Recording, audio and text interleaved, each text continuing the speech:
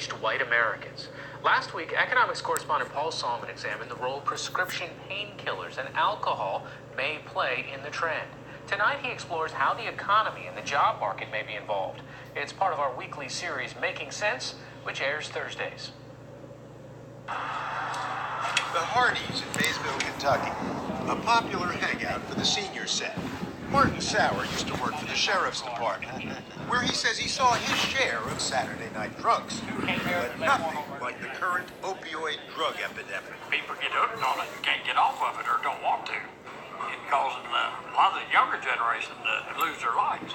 And by younger generation, Sauer means his middle-aged neighbors, who, as we reported last week, are experiencing a stunning rise in premature deaths due to alcoholism, suicide, and drug abuse.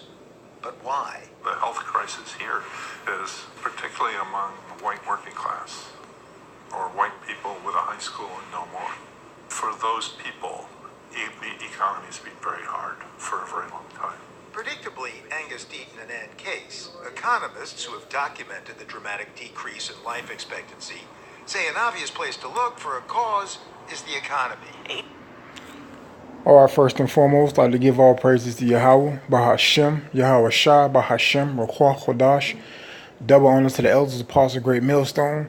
Salutation to the brothers pushing the truth on the forecourt of the earth. And I get right on my title, America's Fallen, part 2. This is the second half, man.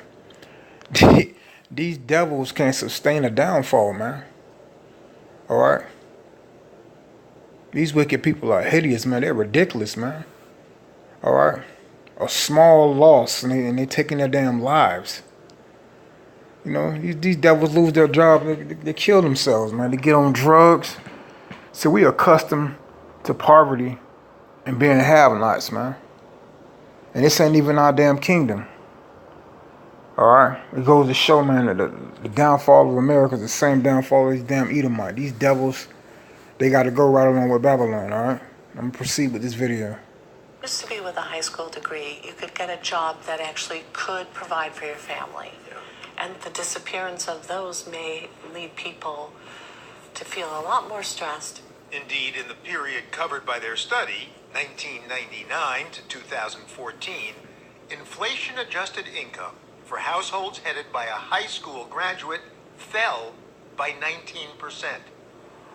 Well away from the ivory tower, on the ground in Maysville, Wayne Pendleton has lived the change. Maysville, when we moved here, was a pretty well flourishing little town right here. But we've lived here, 17 years, and we can just name the stuff that's left here. You can't take a job away from a guy 55 years old and expect him to start all over again. Even at my age, it's depressing if you're not trying to do something. Despite 4 heart attacks, Sherman Saunders still wants to work. That's not somebody else's responsibility. Take care of the family. That's supposed to be yours. Get out and go to work and do that yourself. Most of the men aren't working.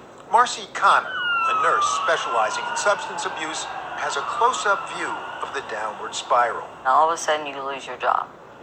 So here is a male with no identity. He's not working. He's supposed to be a provider for his family. He can't even do that. So that low self-worth, along with that hopelessness feeling, we start seeing tremendous depression. So how do you relieve depression? You can relieve it with drug use, alcohol use, or suicide. Connor's own husband died of alcohol poisoning. Poured alcohol down his feeding tube until he died. The husband of best friend Becky Manning also killed himself. He blew his head off. Joseph Manning had been a truck driver for 30 years. And then he retired at 55, which then gave him nothing to do. Then he started getting depressed, and then we would go to different doctors, and then they would just try different drugs, and those never worked because they caused side effects, which made him feel worse about himself. Weight gain. Yes, he gained weight. Libido. Absolutely, or I'm worthless. Alright, there's no remedy for payback, man. There's no remedy for payback. We tried doctors, we tried drugs. It's the downfall of the Edomite, man. There's no remedy for that. Alright? When America's fallen, you can't be healed. I can't be here for my wife, So when you hear about the end of work, the jobs like truck driver jobs, which Right. will be replaced by Absolutely. self-driving cars, you think, What are these men going to do? Yeah. And this next generation, I think you're going to see the death rate continue to climb. Nice deep breath. local Dr. Craig Denham buys into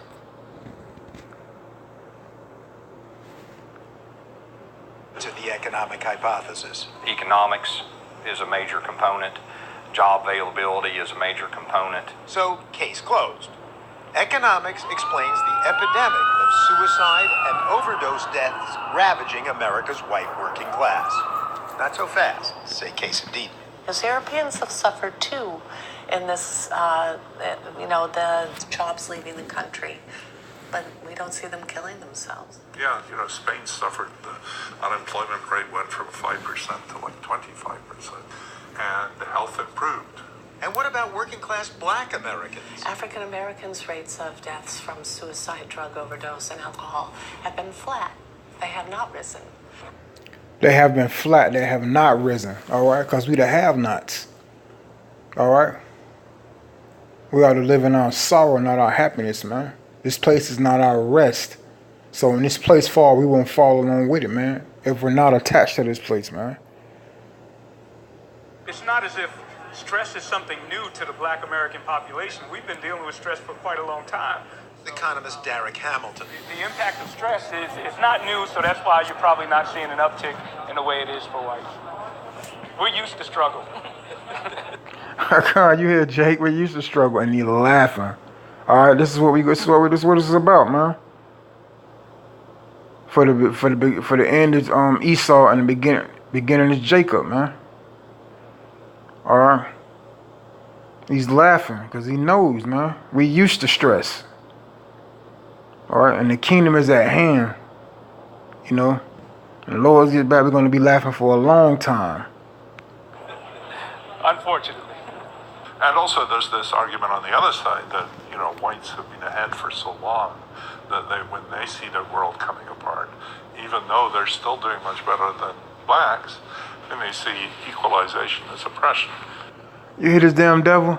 When they see their world coming apart, even though they're doing better than blacks. This damn devil, man, is exactly, man. Babylon's falling. All right, the kingdom is coming apart, man. And they can't take it, man. They can't take a small amount of stress. These devils, a small amount of stress, like you. These devils are weak, man. The group that they studied is one that has, by almost every concrete measure, been falling behind in recent decades. Economist Bob Frank has devoted much of his career to the study of inequality. Life is graded on the curve.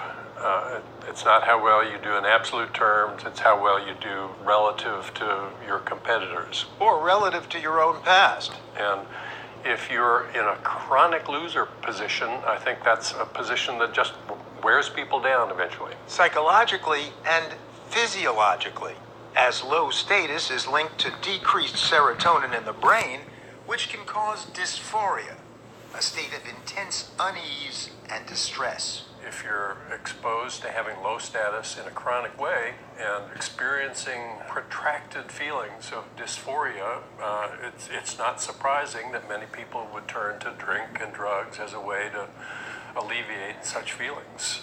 In fact, according to a recent study by economist Alan Kruger, middle-aged men who've dropped out of the labor force report notably low levels of emotional well-being, and more than half take pain medication every day. And so if you suffer enough and your kids are not doing very well and the world's going to hell in a handbasket, then exactly what it said. Babylon's going to hell in a damn handbasket, man. And you're gonna try some damn drugs, man. And you're gonna kill yourself. Alright.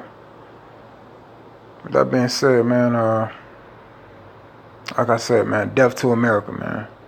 America's falling apart too. Shalom.